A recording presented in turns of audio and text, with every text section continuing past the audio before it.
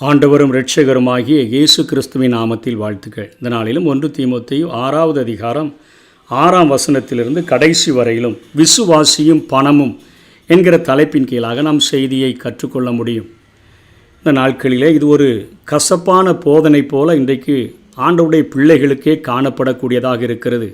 ஒரு நல்ல வியாதி சுகமாக வேண்டும் என்று சொன்னால் அந்த மருந்தை கொஞ்சம் டேஸ்ட் பண்ணி பார்த்தோன்னா அது கசப்பு நிறைந்ததாக காணப்படுகிறது. வேப்பிலையை சிறு வயதிலே அரைத்து தரும்பொழுது அது அத்தனை கசப்பு நிறைந்ததாக இருக்கிறதை குடித்தால் காய்ச்சல் வருகிறதில்லை என்பது நம்முடைய முன்னோர்களுடைய அது ஐதீகமாக இருக்கிறதுனால அதை குடிக்கும் பொழுது அத்தகையான பலனை பெறக்கூடியதாக இருக்கிறது. அப்படித்தான் இன்றைக்கு இந்த போதனைகள் நிச்சயமாக, அதாவது விசுவாசியும் பணமும் என்கிற போதனைகள் இன்றைக்கு அநேகரால் ஏற்றுக்கொள்ளப்படாததாக இருந்தும் கூட வேதம் இதனை தெளிவாக பேசுகிறதை நாம் பார்க்க முடியும். இந்த பூமியில் இயேசு கிறிஸ்து வந்தபொழுது அவர் முதலாக அந்த மலை பிரசங்கத்தை மத்தேயு 5வது அதிகாரம் 6வது அதிகாரம் 7வது அதிகாரத்திலே மத்தேயு அருமையாக எழுதி வைத்திருக்கிறாரே. அந்த போதனையிலேயே இயேசு சொல்கிறார். மத்தேயு 6வது அதிகாரம் 19வது வசனத்திலிருந்து 21வது வசனம் வரையிலும், பூமியிலே உங்களுக்கு பொக்கிஷங்களை சேர்த்து வைக்க வேண்டாம், இங்கே பூச்சியும் துருவும் அவைகளை கெடுக்கும், இங்கே திருடரும் கண்ணமிட்டு திருடுவார்கள். பரலோகத்தில் உங்கள் பொக்கிஷங்களை சேர்த்து வையுங்கள், அங்கே பூச்சியாவது துருவாவது கெடுக்கிறதும் இல்லை, அங்கே திருடர் கண்ணமிட்டு திருடுகிறதும் இல்லை. உங்கள் பொக்கிஷம் எங்கே இருக்கிறதோ அங்கே உங்கள் இருதயமும் இருக்கும். பரலோகத்துக்குத்தான் போகும்படியாய் கிறிஸ்தவ விசுவாசிகள் அழைக்கப்பட்டிருக்கிறோம். நம்ம பரலோகத்துக்கு போகும் முன்னாடியே நமக்கு முன்பாக நாம் அனுப்பி வைக்கக்கூடியது நாம் ஏழைகளுக்கு செய்கிற ஊழியங்களுக்கு செய்கிற அந்த பண செலவுகள் எல்லாமே பரலோகத்தில் அவைகள் பொக்கிஷமாக சேர்த்து வைக்கப்படுகிறது. அங்கே பூச்சி துருலாம் அங்கே அரிக்காது, திருடர்கள் கண்ணமிட்டு திருட மாட்டார்கள். பரலோகத்தில் பொக்கிஷங்களை நீங்கள் சேர்த்து வைங்க. உங்கள் இருதயம், அதாவது பொக்கிஷம் எங்கே இருக்குதோ அங்கே தான் இருதயம் இருக்கும் என்று இயேசு கிறிஸ்து மனித அவதாரம் எடுத்து மனிதனுக்காக வந்த அவர் போதிக்கிறார். ஆகவே இங்கே பவுல் அதனை தலையாய போதனையாக எடுத்துக்கொண்டு போதுமென்கிற மனதுடனே கூடிய தேவ பக்தியே மிகுந்த ஆதாயம், அதுதான் மிக லாபம் என்று சொல்லுகிறார். போதும் என்கிற மனது, திருப்தி என்று சொல்லுகிற காரியத்தை பார்க்கிறோம். திருப்தி என்கிற காரியமானது 8ஆம் வசனத்தில் அது எப்படி இருக்கணும்னா, உண்ணவும் உடுக்கவும் நமக்கு உண்டாயிருந்தால் அது போதும் என்று இருக்க கடவோம் என்று அவர் சொல்லுகிறார். உண்ணவும் உருக்கவும் இருக்கிற காரியங்கள் தான் திருப்தி என்று அழைக்கப்படுகிறது. இந்த திருப்தி என்றால் மன உறுதியினாலும் தேவன் மேல் வைக்கிற நம்பிக்கையினாலும் நமக்கு இந்த திருப்தி கிடைக்கக்கூடியதாக இருக்கிறது. திருப்தி என்பது தேவன் நம்மை சரியான இடத்துல வச்சிருக்கிறாரு, சரியான பதவியில் வச்சிருக்கிறாரு, சரியான சூழ்நிலையில் வச்சிருக்கிறார் என்று விசுவாசிக்கிறதுனால இந்த திருப்தி நமக்கு உண்டாகிறது. மிகவும் நல்லதையே எனக்கு தருவார், நான் எதை பெற்றுக்கொள்ள வேண்டுமோ அதையே தருவார், அதைவிட கூட்டியோ குறைத்தோ அவர் தருவதில்லை என்பதும் நம்முடைய வாழ்க்கையிலே திருப்தியை கொண்டு வருகிறது. திருப்தி என்பது பிறரை நாம் குறை கூறுவதற்கும் பேராசையான விருப்பங்களுக்கும் உட்படாமல் அது நம்மை பாதுகாக்கக்கூடியதாக இருக்கிறது. உலக பொருட்கள் ஒருபொழுதிலும் நம்மை மேற்கொள்ளாதபடி இந்த திருப்தி நம்மை பாதுகாக்கக்கூடியதாக இருக்கிறது. தேவ ஊழியனுக்கு திருப்தி என்பது ஒரு மிக முக்கியமான ஒரு குணாதிசயமாக இருக்க வேண்டும். திருப்தியாய் இருக்க மறுப்பது தேவன் நம்மை நடத்தும் விதத்தையும் அவரது குணாதிசயங்களையும் குறை கூறுவதும் குற்றப்படுத்துவதுமாக மாறிவிடும். அது தேவனிடத்தில் நம்மை முறுமுறுப்புக்கு வழி நடத்திவிடக்கூடியதாக இருக்கிறது. போதுமென்கிற மனதுடனே கூடிய தேவ பக்தியே மிகுந்த ஆதாயம். யாத்ராகமும் 14வது அதிகாரம் 11:2 நம்ம பார்க்கும் பொழுது, அங்கே எகிப்தில் மண்ணு மிதிச்சுட்டு கிடந்த ஆட்களை அவர்கள் பெருமூச்சு விட்டுட்டு கிடந்தாங்க. ஆளோட்டிகளின் நிமித்தம் பெருமூச்சு, அவருடைய ஜீவனெல்லாம் கசப்பாகி இருந்த அந்த சூழ்நிலையில் 400 வருடங்கள் பிறக்கிற பிள்ளைகளே அடிமைத்தனத்தில் பிறந்து உழைப்புக்கு போதிய ஊதியம் இல்லாமல் கஷ்டப்படுகிற அந்த நேரத்தில் ஜெபிக்காமல் இருந்தபோதே அவர்களுடைய பெருமூச்சை ஜெபமாக ஏற்றுக்கொண்டு இறங்கி வந்த ஆண்டவர் மோசேயை ஆயத்தப்படுத்தி அவர்களை எகிப்திலே பார்வோனுடைய இருதயத்தை உடைப்பதற்கு 10 வாதைகளை அங்கே காண்பித்து உண்டு பண்ணி இவர்களை இந்த வாதையிலிருந்து பாதுகாத்து எகிப்தியர்களை இந்த வாதையினால் தண்டித்து அங்கே இருந்து இவர்களை கூட்டிக் கொண்டு வந்திருக்கிறார். செங்கடல் முன்பாக நிற்கிறது, பின்பாக பார்வோனுடைய சேனை துரத்துகிறதை பார்த்த உடனே கதறுகிறார்கள். எகிப்திலே பிரேத குழிகள் இல்லைன்னு சொல்லியா எங்களை இங்கே கொண்டு வந்தீங்க? ஆண்டவரை பார்த்து மோசே கேட்டபோது ஆண்டவர் கோலை நீட்டுன்னு சொல்கிறாரு. அதாவது அவர்களுடைய வாழ்க்கையில் ஆண்டவர் தெளிவான வாக்குத்தத்தத்தை கொடுத்து அழைத்து வந்த போதிலும் அவர்கள் அங்கே கதறுகிறதை பார்க்கிறோம். அதனைத் தொடர்ந்து 15வது அதிகாரம் 22, 24 சூர் வனாந்தரத்தில் அவர்கள் வந்து சேர்ந்து 3 நாள் தண்ணீர் இல்லாமல் இருந்தபோது கிடைச்ச தண்ணீரும் கசப்பாக இருந்தபொழுது அவர்கள் முறுமுறுக்கிறார்கள். அங்கே ஒரு மரத்தை ஆண்டவர் காண்பித்து மாறாவின் தண்ணீரை தேன் போல மாற்றி அவர்களுக்கு கொடுக்கிறதை பார்க்கிறோம். அதனைத் தொடர்ந்து 16வது அதிகாரம் 2, 3 அங்கே பெருமூச்சு விட்டுட்டு கிடந்த ஆட்கள், மண் மிதிச்சுட்டு கிடந்த ஆட்கள், சாப்பாட்டுக்கு வழி இல்லை, ஜீவனே கசம்பாகி வாழ்ந்த ஆட்களுக்கு இப்போ கேட்குறாங்க, நாங்கள் எகிப்தில் இறைச்சி பாத்திரத்தண்டையில் தானே நாங்கள் உட்கார்ந்து சாப்பிட்டோம், இங்கே நீங்கள் எங்களுக்கு இறைச்சியே தரலேன்னு சொல்லி முறுமுறுக்கிற காரியங்களை பார்க்கிறோம். திருப்தியாய் நாம் இருப்பது நம்மை தேவனை முறுமுறுப்புக்கு நம்மை அது விலக்கி பாதுகாக்கும். திருப்தியாக இருக்க மறுப்பது தேவன் நடத்துகிற விதத்தை நம்ம குறை சொல்லிட்டு அவருக்கு விரோதமாக நம்மை முறுமுறுக்கிறவர்களாக மாற்றிவிடும். என்னாகமும் 14வது அதிகாரம் 3ஆம் வசனத்திலும் அங்கே எல்லா ஜனங்களும் இஸ்ரவேல் அந்த 10 பேர் பார்த்துட்டு வந்துட்டு, இஸ்ரவேல் தேசத்தை பார்த்துட்டு வந்துட்டு 8 பேர் மிகைப்படுத்தி கூறின பொழுது, ராட்சசர்கள் இருக்கிறாங்க, அதை சுதந்திரிக்க முடியாது அப்படின்லாம் சொன்ன பொழுது, பட்டயத்தினால் மடியும்படிக்கா எங்கள் பெண் ஜாதி பிள்ளைகளெல்லாம் இங்கே கூட்டிகிட்டு வந்தீங்கன்னு சொல்லி அவர்கள் முறுமுறுக்கிறதை பார்க்கிறோம். ஆகவே திருப்தி இல்லாத ஒரு வாழ்க்கை தேவன் நம்மை நடத்துகிற விதத்தை குறைகூற ஆரம்பித்துவிடும், குற்றப்படுத்த ஆரம்பித்துவிடும், தேவனுக்கு விரோதமாக நம்மை முறுமுறுக்க வைத்துவிடும். நமக்குள்ளாக ஒரே ஒரு எண்ணம், இந்த திருப்தி அதிகரிப்பதற்கு சொல்ல வேண்டிய காரியம் 7ஆம் வசனத்தில் சொல்கிறார், உலகத்தில் நாம் ஒன்றும் கொண்டு வந்ததும் இல்லை, இதிலிருந்து நாம் ஒன்றும் கொண்டு போவதும் இல்லை என்பது நிச்சயம்.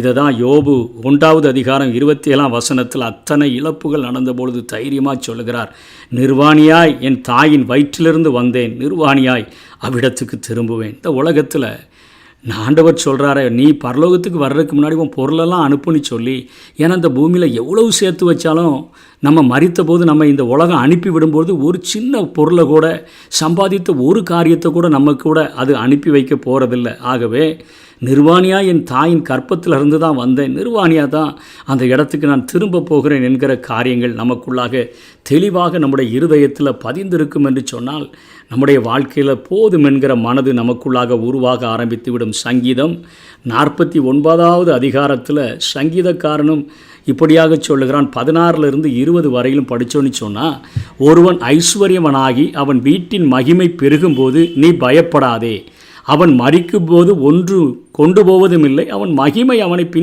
பின்பற்றி செல்வதும் இல்லை.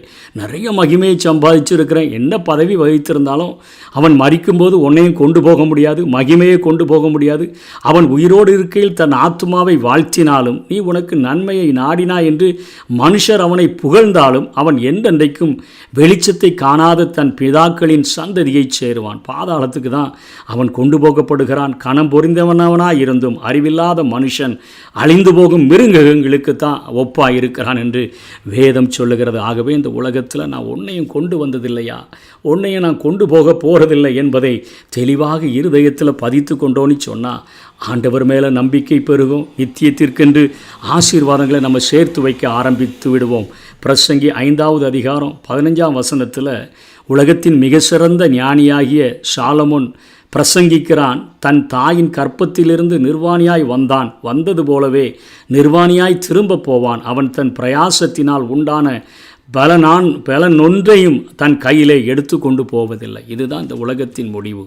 இந்த உலகத்தை முழுவதும் சம்பாதித்து மிகப்பெரிய கிரேக்க ஒரு பேரரசை நிறுவின அலெக்சாண்டர் சொல்லிட்டு போனான், என்னுடைய கரங்களை என்னை புதைக்கும்போது வெளியே வச்சு புதைங்க, நான் நிறையா சம்பாதித்தேன், நிறைய நாடுகளை கைப்பற்றினேன், ஆனால் கொண்டு போகும்போது ஒன்றையுமே கொண்டு போகவில்லை என்கிற காரியம். ஆகவே ஆண்டவருடைய பிள்ளைகள், விசுவாசிகள் போதும் என்கிற மனது, திருப்தி உள்ள ஒரு வாழ்க்கை வாழ வேண்டும். உலகத்தில் ஒன்றும் கொண்டு வந்ததில்லை, கொண்டு போகதில்லை என்கிற காரியத்தை உடையவர்களாக இருக்க வேண்டும். ஐஸ்வர்யவானாக விரும்புகிறவர்கள் சோதனையிலும் கண்ணியிலும் மனுஷரை கேட்டிலும் அழிவிலும் அமிழ்த்துகிற மதிகேடும் சேதமுமான பலவித இச்சைகளிலும் விழுகிறார்கள். இதற்கு நமக்கு அருமையான எடுத்துக்காட்டுகள் அநேகம் உள்ளது. அதில் முதல் காரியம் பீலையாமை குறித்து நமக்கு தெளிவாக தெரியும். ஆண்டவர் தடுத்த போதிலும் ஃபாரின் பணம் கிடைக்க போகுது, பாலாக் ராஜா எனக்கு வீடு நிறைய பொன்னையும் பொருளையும் தரப்போகிறான் என்று சொல்லி அங்கே போய் தவறான ஆலோசனைகளை கொடுத்து கடைசியில் பட்டயத்தால் வெட்டுப்பட்டு செத்ததை பார்க்குறோம். ஐஸ்வர்யமான விரும்புகிறவன் சோதனையில் கண்ணில் மனுஷரை கேட்டிலும் அழிவிலும் அமிழ்த்துகிற மதிகேடும் சேதமுமான பலவித இச்சையிலும் விழுகிறான். கேயாசி நல்லா தெரியும். எலிசா கூட ஊழியத்தில் உதவியாக இருந்த மனுஷன்.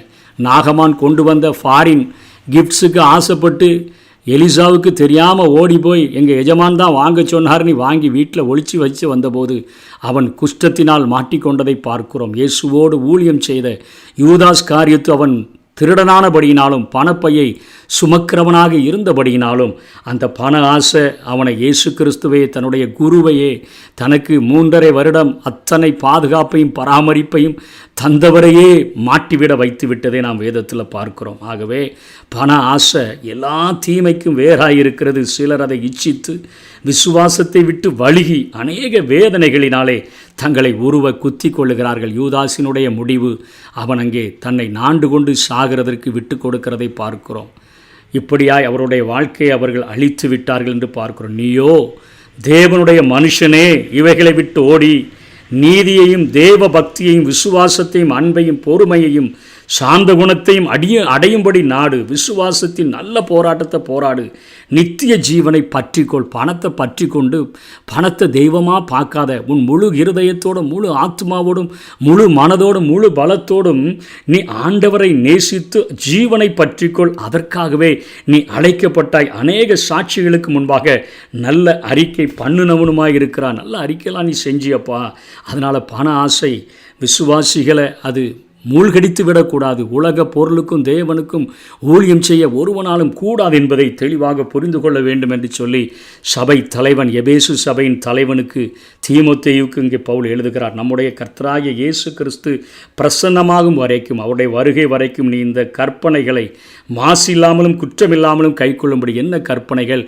அப்போஸ்தலர்களுடைய உபதேசங்களை நினைவுபடுத்துகிறார். இந்த உபதேசங்களை நீ மாசில்லாமலும் குற்றமில்லாமலும் கைக்கொள்ளும்படிக்கு எல்லாவற்றையும் உயிரோடு இருக்க செய்கிற தேவனுடைய சன்னிதானத்திலேயும் எல்லாவற்றையும் உயிரோடு இருக்க செய்கிற தேவனுடைய சன்னிதானம் பொந்தி பிலாத்துவின் முன்னின்று நல்ல அறிக்கை சாட்சியாக விளங்க பண்ணின கிறிஸ்து இயேசுவினுடைய சன்னிதானத்தை அவருடைய பிரசன்னத்தில் உனக்கு நான் கட்டளையிடுகிறேன் என்று சொல்லுகிறார். அந்த பிரசன்னமாகுதலை தேவன் தம்முடைய காலங்களில் வெளிப்படுத்துவார். அவரே நித்தியானந்தமுள்ள ஏக சக்கராதிபதி. அவர் ஒருவரே ஆட்சியாளர்.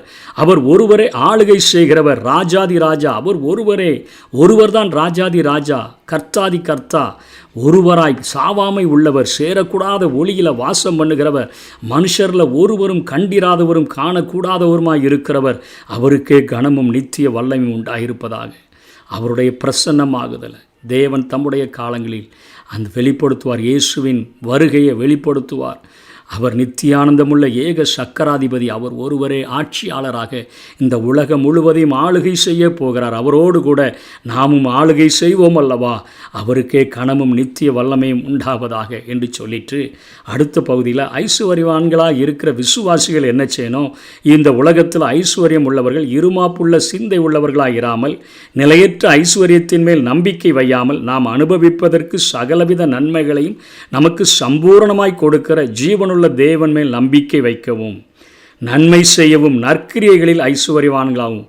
ஒரு வாலிபன் திரளான ஆஸ்தி உடையவனாக இயேசுவினிடத்தில் வந்தபோது, நீ இதை விற்று தருத்தருக்கு கூடு, நீ பரலோக ராஜ்யத்துக்கு வர்றதுக்கு முன்னாடி கொஞ்சம் நிறைய பொருள்களை ஈஸியாக நீ பரலோகத்துக்கு அனுப்ப முடியும்ப்பா, அங்கே செல்வந்தனா நீ இருக்க முடியும்ப்பா, நீ செய்யென்று சொன்னபோது அவன் துக்க முகத்தோட திரும்பி போய்விட்டதை பார்க்கிறோம். ஐஸ்வர்யவான்களாக இருக்கிறவர்கள் ஊழியத்திற்கென்று அநேக காரியங்களை, அநேக ஏழைகளை தாங்க முடியும், அநேக ஊழியங்களை தாங்க முடியும். உங்களுக்கு ஆண்டவர் பணம் கொடுத்திருப்பது அவருடைய ராஜ்யத்தின் விரிவுக்காக என்பதை உணர்ந்து செயல்படுகிறவர்களாக நாம் காணப்பட வேண்டும். எத்தனையை தான் சேர்த்து வச்சாலும் இந்த உலகத்தில் நாம் ஒன்றும் கொண்டு வந்ததும் இல்லை, உலகத்திலிருந்து நம்ம ஒன்றும் கொண்டு போக போகிறதும் என்பதை உறுதியாக நாம் தெரிந்து கொள்ள வேண்டும். நித்திய ஜீவனை பற்றி கொள்ளும்படி வருங்காலத்திற்காக தங்களுக்கு நல்ல ஆதாரத்தை பொக்கிஷமாக வைக்கவும் அவர்களுக்கு கட்டளையிடு. இயேசு கிறிஸ்துவனுடைய அந்த மத்தேயு 6வது அதிகாரம் 19 21 வரை உள்ள போதனையை நினைவுபடுத்துகிறார். அங்கே பொக்கிஷத்தை சேர்த்து வைக்க சொல்லு. ஓ தீமோத்தேயுவே, உன்னிடத்தில் ஒப்புவிக்கப்பட்டதை நீ காத்து கொண்டு சீர்கேடான வீண் பேச்சுகளுக்கும் ஞானமென்று பொய்யாய் பெயர் பெற்றிருக்கிற கொள்கையின் விபரீதங்களுக்கும் விலகு. சிலர் அதை பாராட்டி விசுவாசத்தை விட்டு வழுகி போனார்கள். கிருபையானது உன்னோட கூட இருப்பதாக. ஆமேன். இன்றைக்கு ஆசீர்வாத போதனை என்று சொல்லி அநேகர் வழிவிலகி போயிட்டாங்க. இயேசு கிறிஸ்துவை இருக பற்றிக்கொள், நித்திய ஜீவனை பற்றிக்கொள். இந்த உலகம் ஒரு வாடகை வீடு. நித்திய காலமாக அங்கே தான் வாழப்போகிறான். இங்கே என்ன தான் புகழை சம்பாதிச்சாலும், பேரை சம்பாதிச்சாலும், பணத்தை சம்பாதிச்சாலும், இடத்தை சம்பாதிச்சாலும், உலகம் முழுவதையும் ஆதாயப்படுத்தினாலும் உன் ஜீவனை நஷ்டப்படுத்திட்டானா உனக்கு ஒரு லாபமும் இல்லை. ஏன்னா உன்னை நீ எடுத்துகிட்டு போக முடியாது, உன் மகிமையை எடுத்துகிட்டு போக முடியாது. பரலோக ராஜ்யத்துக்கு நீ போய் சேரும்போது அதுக்கு முன்னமே இங்கேருந்து அநேக பொருட்கள் அங்கே சேர்த்து வச்சிட்டான்னு சொன்னால் அங்கே உனக்கு நிறைவான ஆசீர்வாதங்கள் உண்டாகியிருக்கும். அதற்கென்று பிரயாசப்படு என்று சொல்லி தீமோத்தேயுவையும் அந்த சபையின் மக்களையும் அவன் போதித்து ஆயத்தப்படுத்த கட்டளையிடுகிறார். நாமும் கடைபிடிப்போம். கர்த்தர் தாமே நம்மை ஆசீர்வதிப்பாராக. ஆமென்.